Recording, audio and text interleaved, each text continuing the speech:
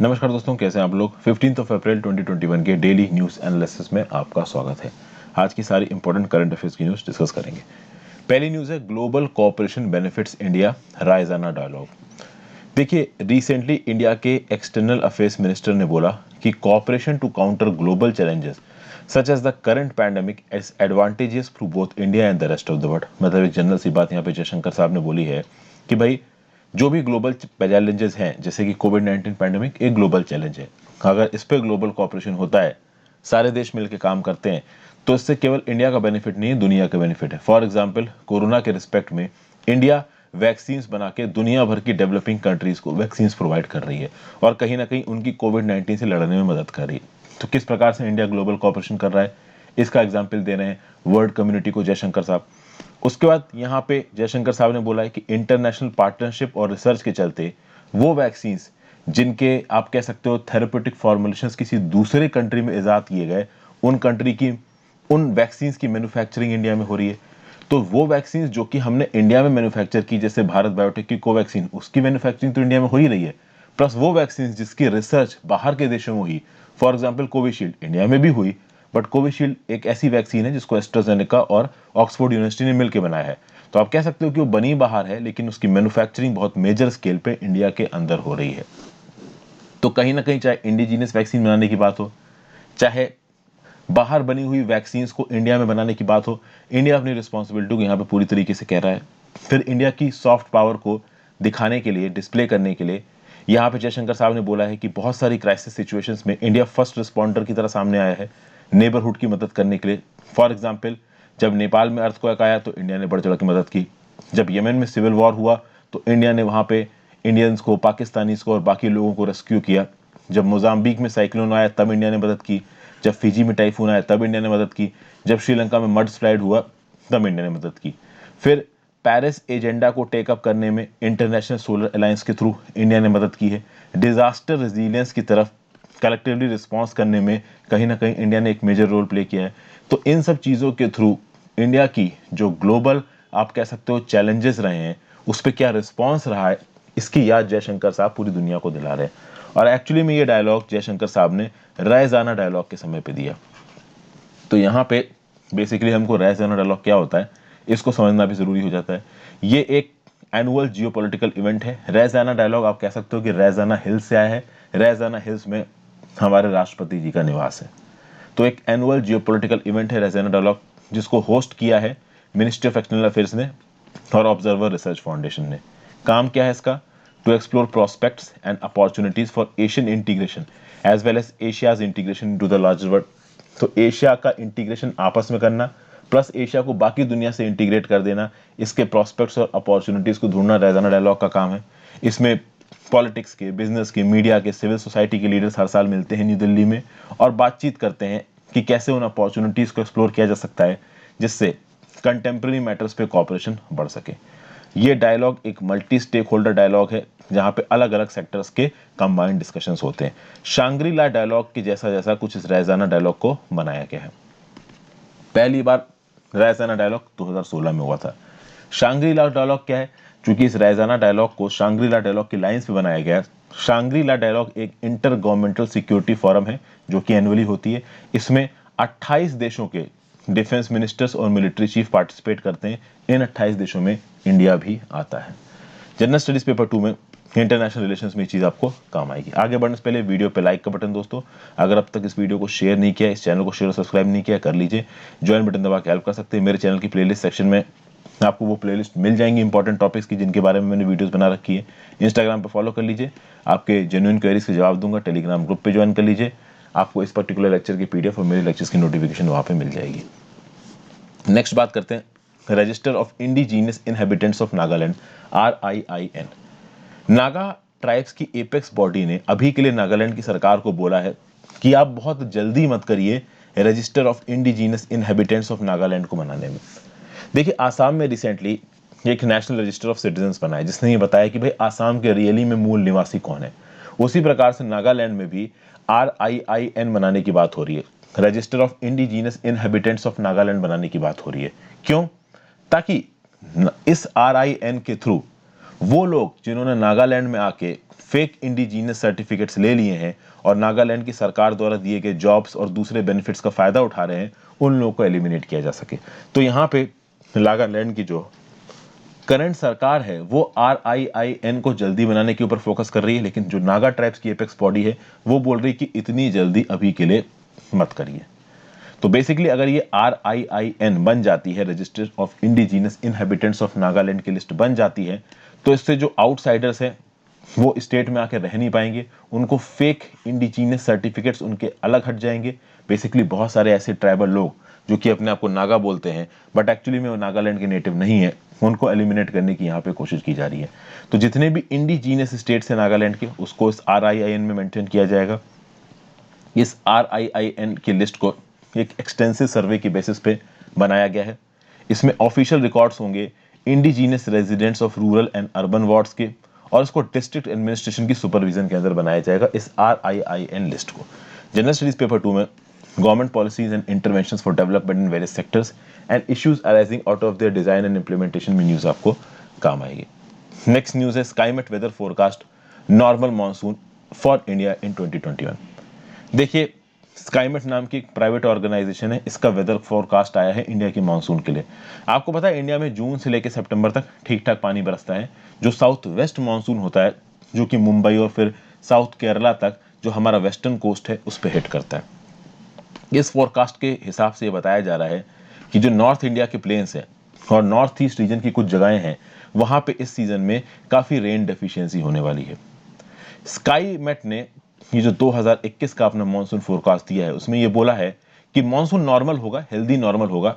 ये होगा 103% of long period average of 880.6 mm। देखिए, लॉन्ग पीरियड एवरेज मतलब पिछले 25, 30, 50 सालों में जो भी मानसून में पानी बरसा है इन इलाकों में, उसका एक एवरेज कैलकुलेट किया गया है। ये एवरेज है 880.6 mm, यानी 880.6 mm की पानी की बरसात होती है 4 महीने के पीरियड में, जून से लेकर सितंबर के महीनों में। और ऐसा बोला गया है कि इस 880.6 का 103% पानी बरसने वाला है इस 2021 के जून से लेकर सितंबर के टाइम पीरियड में। ठीक है, इससे पहले भी एक प्रिलिमिनरी फोरकास्ट इशू किया था स्काईमेट में, जिसमें उसने बोला था कि 2021 के जो मानसून होंगे वो नॉर्मल होंगे। अगर आप बात करो तो इस फोरकास्ट में कुछ प्रॉब्लमेटिक चीजें हैं कि भाई नॉर्थ इंडिया के कुछ प्लेन्स में और नॉर्थ ईस्ट रीजन में कुछ जगहों पे रेन डेफिशिएंसी देखी जा सकती है, कम पानी के बरसने के आसार हैं।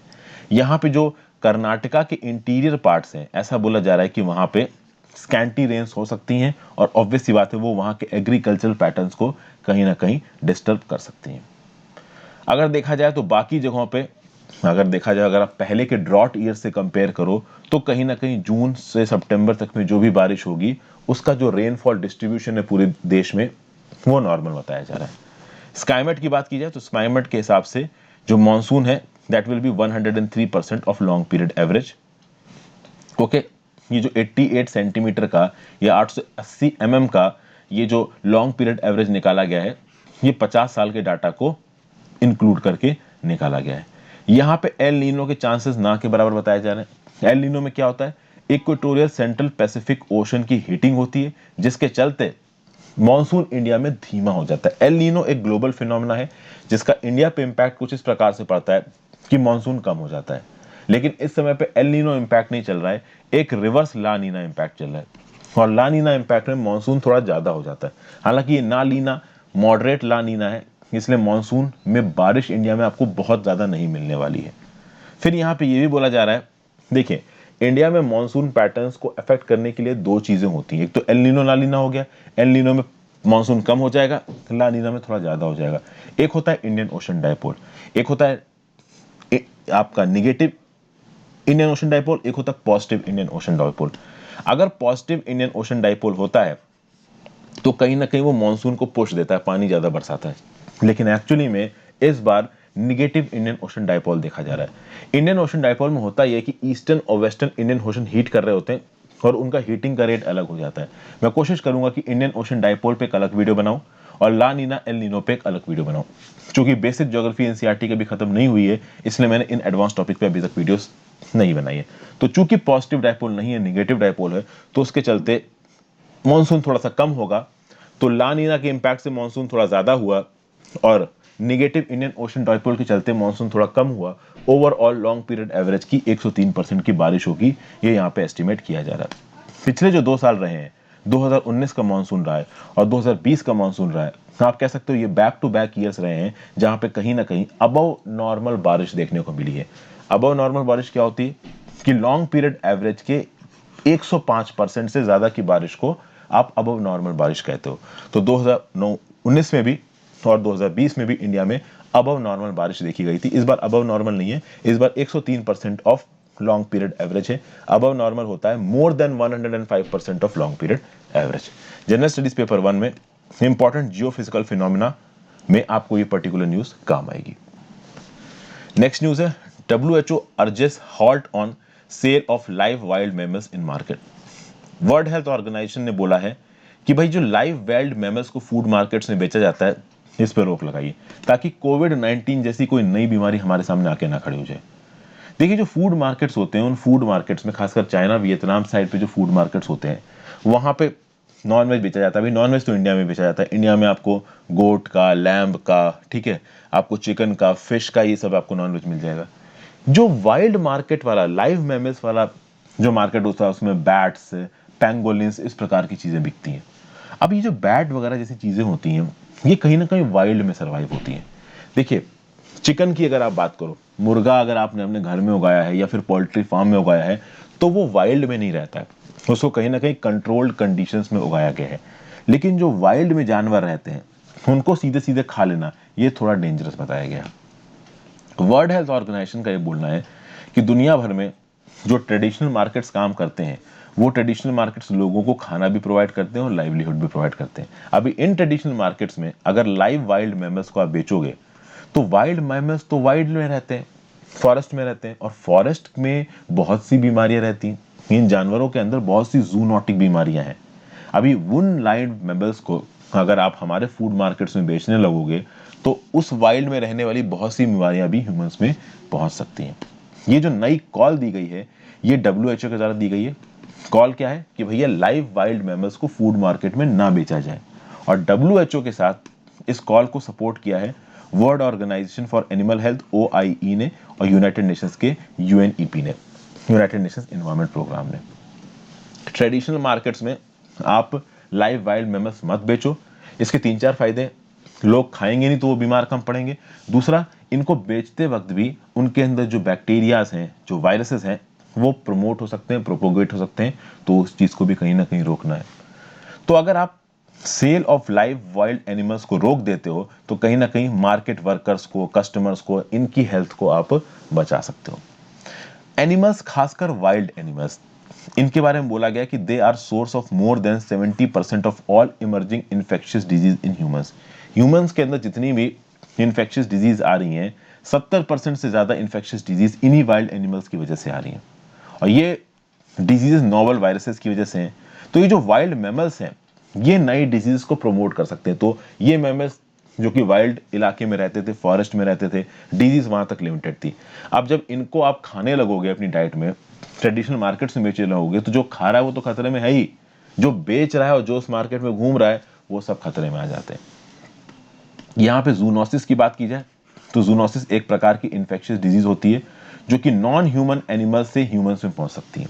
मतलब एनिमल्स के थ्रू वो डिजीज जो ह्यूमंस में पहुंच जाए, और ऑब्वियस सी बात है ये वो एनिमल्स हैं जो कि वाइल्ड में रहते हैं। इस प्रकार के जूनोटिक पैथोजेंस बैक्टीरिया से भी प्रोपोगेट हो सकते हैं, वायरस से भी हो सकते हैं, पैरासाइट से भी हो सकते हैं, और ये ह्यूमंस में फैल सकते हैं through direct contact of food, water and environment. यहाँ पे बात की जाए, एक ऑर्गेनाइजेशन का हमने नाम लिया, World Organisation for Animal Health OIE। तो भाई इंटरनेशनल लेवल पे एनिमल डिजीज से लड़ने के लिए, ग्लोबल लेवल पे एनिमल डिजीज से लड़ने के लिए ऑफिस इंटरनेशनल डेस एपिजोटीज बनाया गया थ्रू द इंटरनेशनल एग्रीमेंट।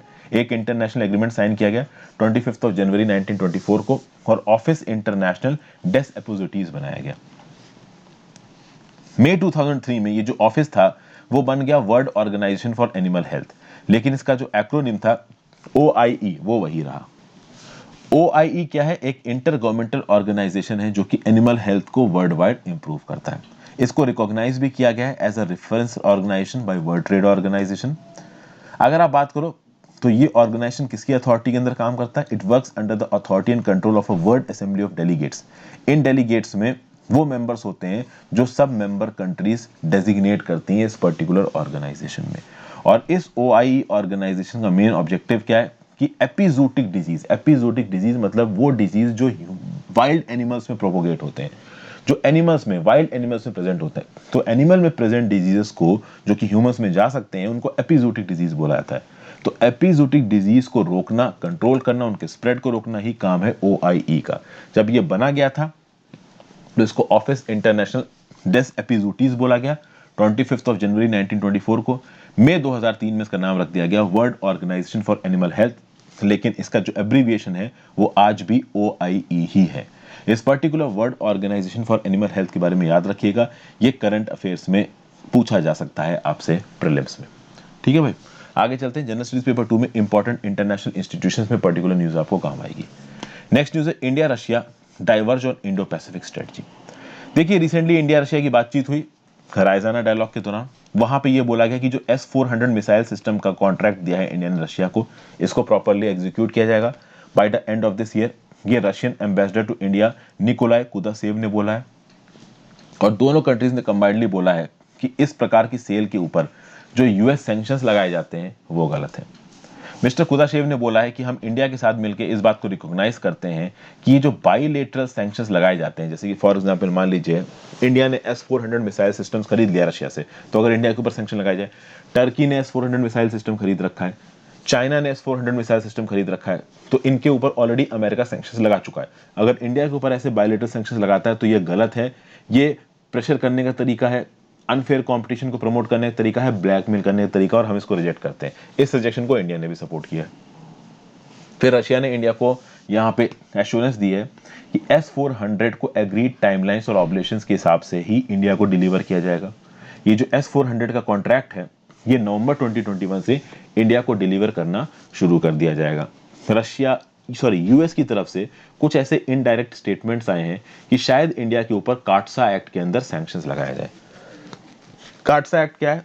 तो यहाँ पे नीचे आ रहा है, काटसा एक्ट यूनाइटेड स्टेट्स का फेडरल लॉ है जो कि ईरान, नॉर्थ कोरिया और रशिया के साथ ऑब्वियस ही बात है, अगर कोई ट्रेड करता है तो उसके ऊपर लगाया जा सकता है। तो ईरान के साथ या नॉर्थ कोरिया के साथ या रशिया के साथ अगर आपने कोई मिलिट्री डील की है तो काटसा के अंदर आपके ऊपर सैंक्शंस लगाए जा सकते हैं। चूंकि हम रशिया से S-400 सिस्टम्स खरीद रहे हैं तो कहीं ना कहीं काटसा के अंदर सैंक्शंस लग सकते हैं। टर्की के ऊपर लगे हैं, चाइना के ऊपर लगे हैं, लेकिन बहुत सारे ऐसे एक्सपर्ट्स का बोलना है कि शायद USA इंडिया के ऊपर सैंक्शंस ना लगाए।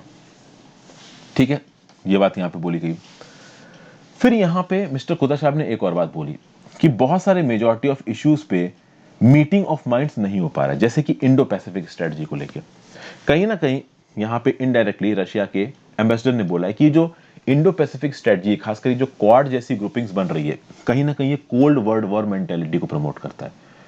US और सोवियत की जो राइवलरी थी ना पोस्ट सेकेंड वर्ल्ड वॉर में, और जब तक सोवियत यूनियन का विघटन नहीं हो गया तब तक जिस प्रकार की कोल्ड वर्ल्ड वॉर मेंटेलिटी थी, कुछ क्वाड जैसी बुकिंग्स इसी प्रकार की कोर, आप कह सकते हो world cold world war mentality को प्रमोट करें। जो कोल्ड वॉर हुआ था USSR के बीच में और USA के बीच में, कुछ इस प्रकार की मेंटेलिटी को प्रमोट करती है अभी की जो वेस्टर्न इंडो पैसिफिक स्ट्रेटजी है। और रशिया और चाइना दोनों ये बोलते हैं कि जो क्वाड ग्रुपिंग है वो इसी वेस्टर्न इंडो पैसिफिक स्ट्रेटजी का पार्ट है। तो ये जो क्वाड ग्रुपिंग है ये कुछ कुछ हद तक कोल्ड वॉर मेंटेलिटी को प्रमोट कर रहा है। सीधे सीधे तो नहीं बोला एम्बेसडर साहब ने ऐसा रशिया के, बट इनडायरेक्टली कहीं ना कहीं बोला। लेकिन उसके जस्ट बाद जैसे ही रैजाना डायलॉग में मिस्टर जयशंकर का स्टेटमेंट आया, जयशंकर साहब ने बोला कि देखिए इंडो पैसिफिक के अंदर जो भी मैकेनिज्म्स हम लोग सामने प्रमोट कर रहे हैं, इंडो पैसिफिक को यहाँ पे एक ज्योग्राफिकल एंटिटी की तरह देखा जा रहा है, इसको एक मिलिट्री एंटिटी की तरह नहीं देखा जा रहा है। इंडो पैसिफिक का जो कंसेप्ट है वो अफ्रीका से लेके US कोस्ट तक जाता है। यहाँ पे हम लोग पीसफुल प्रोग्रेस की बात करते हैं। किसी पर्टिकुलर कंट्री के जो आप कह सकते हो कि डराने वाले टैक्टिक्स हैं, इंटिमिडेशन की टैक्टिक्स हैं, उनको हम अपोज करते हैं। ये किसी भी कोल्ड वॉर मेंटेलिटी को नहीं दिखा रहा है। तो रशिया का एम्बेसडर बोल रहा है कि जो वेस्टर्न इंडो पैसिफिक स्ट्रेटजी है जिसका पार्ट है क्वाड है, वो एक कोल्ड वॉर मेंटेलिटी को दिखा रहा है। इंडिया बोल रहा है ऐसा कुछ भी नहीं है।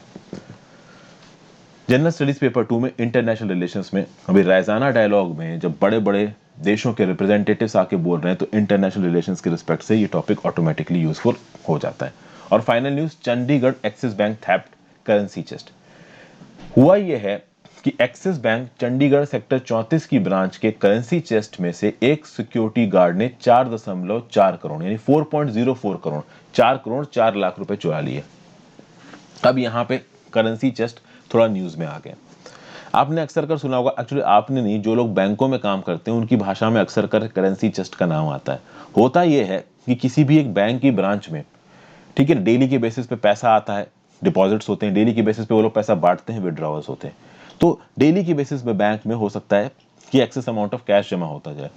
अब कुछ पर्टिकुलर बैंक्स के पैरामीटर्स होते हैं कि इतना कैश हमको अपने पास रखना है, इतना नहीं रखना है। बहुत सारे केसेस में क्या होता है कि एक्सेस कैश को ले जाके आरबीआई के करेंसी चेस्ट में जमा कर दिया जाता है। अब आप बोलोगे आरबीआई का करेंसी चेस्ट कहाँ होता है, तो आरबीआई का करेंसी चेस्ट भी किसी और बैंक में ही होता है, ठीक है। हालांकि आरबीआई इस बात को बहुत एसेस करके, ऑडिट करके देखता है कि कौन से पर्टिकुलर बैंक में हमको करेंसी चेस्ट खोलना है। ओके, तो कुल मिला के आप ये कह सकते हो कि आरबीआई के जो करेंसी चेस्ट में पैसा होता है उस पैसे को बैंक्स को प्रोवाइड किया जाता है, उससे एटीएम्स वगैरह भरे जाते हैं, ये सब चीजें होती हैं। और ये जो करेंसी चेस्ट होते हैं ये अलग अलग बैंक्स के प्रीमाइसेस पे ही होते हैं। कौन से प्रीमाइस में करेंसी चेस्ट होगा वो पर्टिकुलर बैंक और आरबीआई डिसाइड करेगा। समय समय पे जो आरबीआई के रिप्रेजेंटेटिव्स होते हैं वो करेंसी चेस्ट को आके ऑडिट करते हैं, उनकी चेकिंग करते हैं, देखते हैं कि भाई करेंसी चेस्ट सही तरीके से काम कर रहा है नहीं कर रहा है। अभी हुआ ये कि सेक्टर 34 चंडीगढ़ की एक्सिस बैंक की जो ब्रांच थी उसके करेंसी चेस्ट से एक प्राइवेट सिक्योरिटी गार्ड ने 4 करोड़ 4 लाख रुपए चुका लिए। अब यहां पे इसका हर्जाना कौन भरेगा, इसकी बात की जाए। सेट गाइडलाइंस के हिसाब से जिस बैंक के पास करेंसी चेस्ट है वो लॉस का हर्जाना भरेगा अगर थेफ्ट हुआ है, रॉबरी हुई है, फ्रॉड हुआ है। मैं आपको एक बात और बता दूं, करेंसी चेस्ट के मैनेजमेंट के लिए, उसकी सिक्योरिटी के लिए आरबीआई कुछ पैसा उस पर्टिकुलर बैंक को भी प्रोवाइड करता है। तो कहीं ना कहीं उस करेंसी चेस्ट की जो सिक्योरिटी है उसके लिए पैसा अगर आरबीआई उस पर्टिकुलर बैंक को प्रोवाइड कर रहा है तो रिस्पॉन्सिबिलिटी किसकी है, बैंक की। तो यहाँ पे रिस्पॉन्सिबिलिटी किसकी आ रही है, एक्सिस बैंक की। तो एक्सिस बैंक के करेंसी चेस्ट में अगर थेफ्ट हुआ है, रॉबरी हुई है, फ्रॉड हुआ है तो उसकी रिस्पॉन्सिबिलिटी एक्सिस बैंक पे आती है। यानी यहाँ पे 4 करोड़ 4 लाख रुपए एक्सिस बैंक को चुकाने पड़ेंगे, किसको, आरबीआई को। समझ गए। तो ये करेंसी चेस्ट एक्चुअली में न्यूज में था। मैं और इस न्यूज को खंगालने की कोशिश करूंगा, अगर मुझे कुछ और इन डेप्थ में इंफॉर्मेशन मिली तो मैं अलग से वीडियो बना दूंगा। जनरल स्टडीज पेपर 3 में Indian economy and issues relating to planning, mobilisation of resources, growth, development and employment में न्यूज आपको काम आएगी। तो thank you for watching friends. आज के डेट में इतनी इंपॉर्टेंट न्यूज है। Have a great day, good bye.